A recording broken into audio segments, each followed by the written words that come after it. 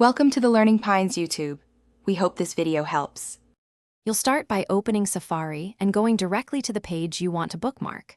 Once loaded, check the URL bar to confirm you're on the exact article or product page. This avoids saving redirects. On iPhone or iPad, tap the Share button. On Mac, click the Share icon or use Command D. These first actions put the native bookmark tools in front of you, so you can quickly save the correct link without extra steps. Next, choose Add Bookmark and look at the editable fields.